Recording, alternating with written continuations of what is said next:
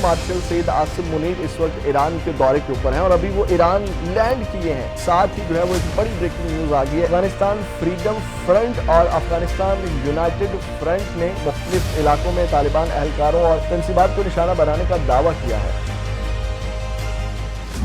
अस्सलामुअलैकुम, आप देख रहे हैं खबरगाम और मैं हूं गुलाम रसूल भट्टी। नाज़िकाम, जैसा कि आपको पता है कि फील्ड मार्शल सैयद आसिम मुनीर इस वक्त ईरान के दौरे के ऊपर हैं और अभी वो ईरान लैंड किए हैं और साथ ही जो है वो एक बड़ी ब्रेकिंग न्यूज़ आ गई है ईरान और सऊदी अरब के हवाले से। और आपको पता है कि इससे पहले जो है जो डेवलपमेंट हुई और वो बड़ी अहम है। आपने देखना है कि इससे पहले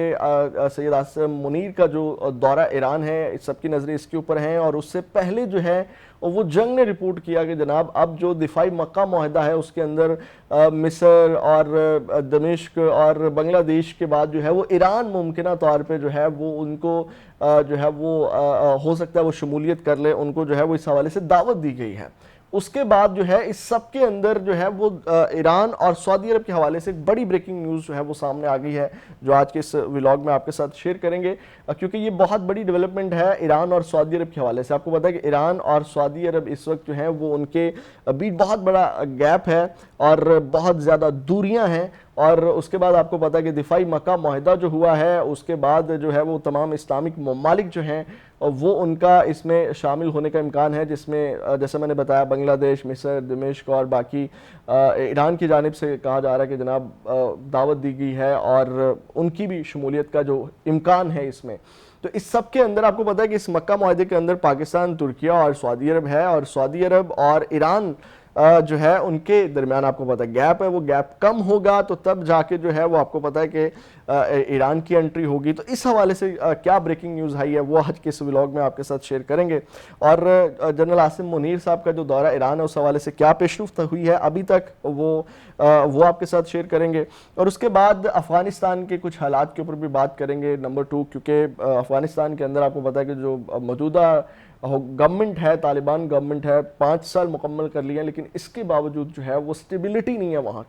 वहाँ पे और अंदर से बगावत होना शुरू हो गई और अंदर से जो बगावत हो रही है उस हवाले से मज़ीद चीज़ें जो हैं, मज़ीद कार्रवाइयाँ जो हैं इस रजीम गवर्नमेंट के ख़िलाफ़ हो रही हैं। ये तफसीलात भी आपके सामने रखेंगे, लेकिन शुरू करते हैं नाज़िकाम। सबसे पहले जनरल आसिम मुनीर जो हैं वो ईरान पहुंच गए हैं और उनके साथ वज़ीर दाखिला मोहसिन नकवी हैं और उनकी एक मुलाकात अभी तक हुई है वज़ीर दाखिला के साथ। उसकी तफसील जो ISPR की जानिब से शेयर की गई है वो मैं पढ़ के आपके सामने रख देता हूँ। फिर इसके साथ जो सऊदी अरब और ईरान के हवाले से जो ब्रेकिंग न्यूज़ आई है वो आपके सामने रखते हैं। नाज़िकाम, field marshal Syed Asim Munir Iran पहुँच गए हैं। वज़ीर दाखिला सिकंदर मोमनी से उनकी मुलाकात हुई है। Chief of defence forces field marshal Syed Asim Munir अहम दौरे पर ईरान पहुंचे हैं और पाक फौज के शोबा ताल्लुकात आमा यानी कि ISPR के मुताबिक army chief field marshal Syed Asim Munir Iran के दौरे पर हैं। वज़ीर दाखिला मोहसिन नकवी भी फील्ड मार्शल सैयद आसिम मुनीर के हमरा हैं और तेहरान में फील्ड मार्शल आसिम मुनीर की ईरान के वज़ीर दाखिला सिकंदर मोमनी से मुलाकात भी हुई।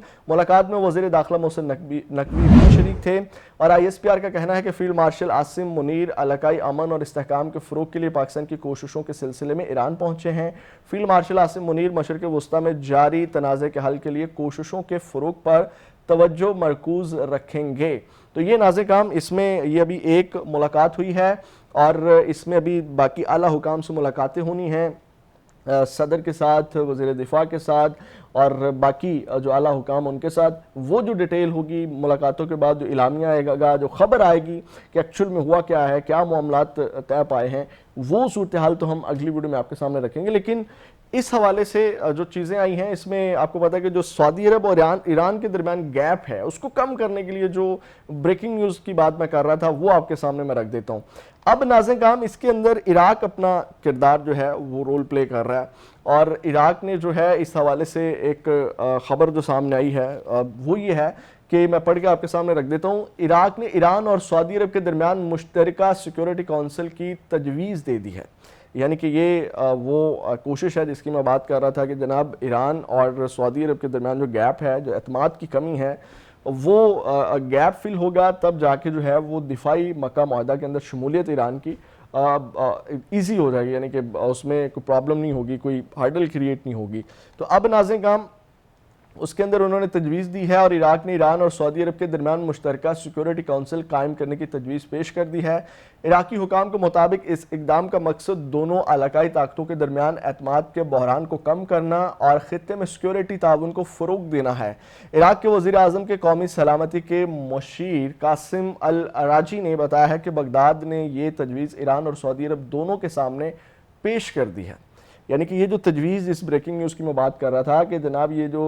مشترکہ سیکورٹی کونسل والے معاملات ہیں، آپ کو پتہ ہے اس میں وہ دفاعی معاملات اور ساری چیزیں آتی ہیں، تو یہ والی تجویز جو ہے وہ سعودی عرب کے سامنے بھی رکھ دی گئی ہے اور ایران کے سامنے بھی رکھ دی گئی ہے کہ جناب یہ وہ سیکورٹی کونسل کی جو تجویز ہے وہ پیش کی گئی ہے دونوں ممالک کے سامنے، اور اس کا مقصد کیا ہے وہ بھی میں آپ کے سامنے رکھ دیتا ہوں۔ قاسم العرجی نے سرکاری ٹی وی عراقیہ سے گفتگو میں کہا ہے کہ دونوں ممالک کے درمیان بنیادی مسئلہ اعتماد کا بحران ہے، یعنی کہ دوریاں ہیں، اعتماد کی کمی ہے، اور جب آپ کو پتہ ہے کہ دو دوست کب ساتھ چلتے ہیں جب اعتماد ہوتا ہے، جب بھروسہ ہوتا ہے، تو اس کے لیے انہوں نے کہا ہے کہ مشترکہ سیکورٹی کونسل کے قیام سے دونوں ممالک کو باہمی خدشات پر براہ راست بات چیت اور خطے کے سیکورٹی مسائل کے حل کے لیے تعاون کا موقع مل سکے گا۔ یعنی کہ یہ جو سیکورٹی کونسل بنے گی اس سے وہ گیپ فل ہوگا، دونوں ممالک ایک دوسرے کے قریب آئیں گے، جو بھی ان کے سیکورٹی ایشوز ہیں ان کے اوپر بات کی جائے گی اور ان کو جو ہے وہ حل کیا جائے گا اور دونوں ممالک جو ہیں وہ قریب آ سکیں گے، جس کے بعد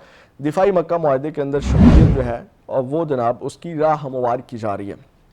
اس کے بعد عراق کی جانب سے یہ تجویز ایسے وقت میں سامنے آئی ہے جب مشرق وسطیٰ میں کشیدگی برقرار ہے اور ایران، سعودی عرب سمیت خطے کے مختلف ممالک کے درمیان سیکورٹی اور سیاسی معاملات کو خصوصی اہمیت حاصل ہے۔